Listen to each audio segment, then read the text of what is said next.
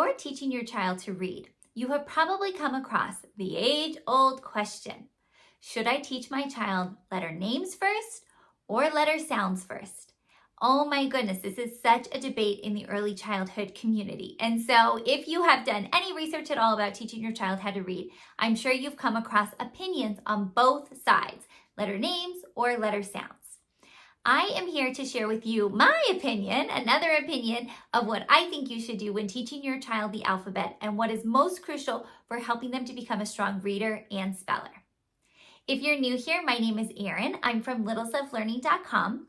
I'm a former classroom teacher. I am also a tutor and a sub, and I spend my days teaching parents and other teachers how to teach little ones to read correctly and effectively based on the science of reading.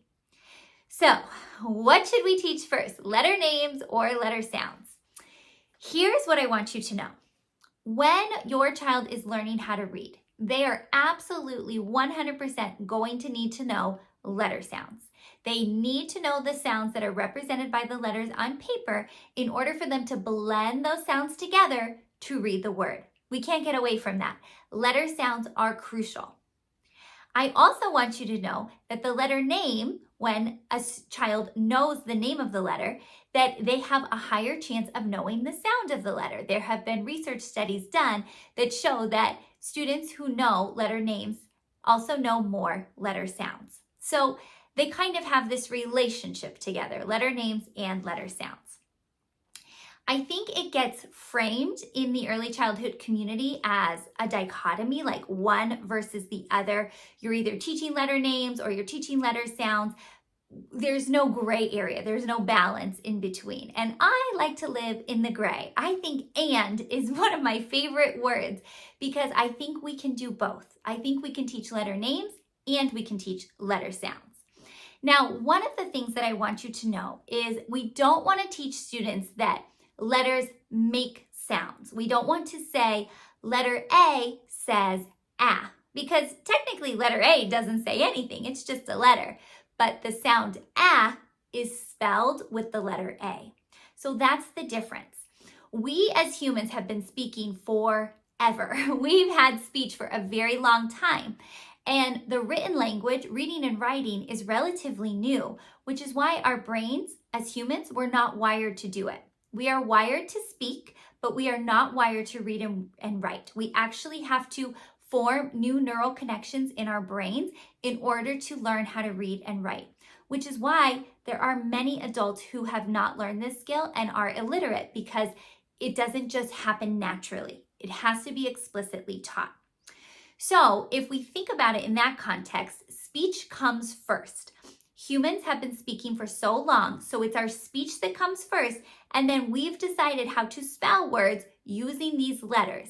In English, we have 26 letters, and they spell about 44 sounds, so it's not a one-to-one correspondence.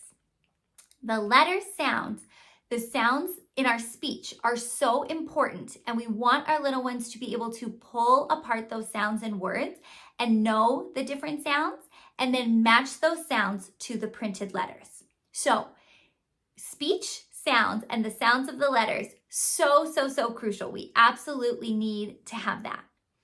But we also need to have the names of the letters because as a society, we have decided this is what the name of the letter is, and it gives us a common vocabulary.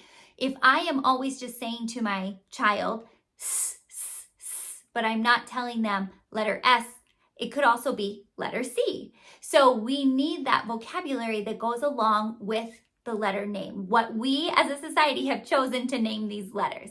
Sometimes the letter names sound like the sound that goes with that letter, sometimes they don't.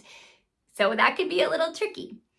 What I really like to do is use the phrase that goes like this. The letter is blank, the sound is blank.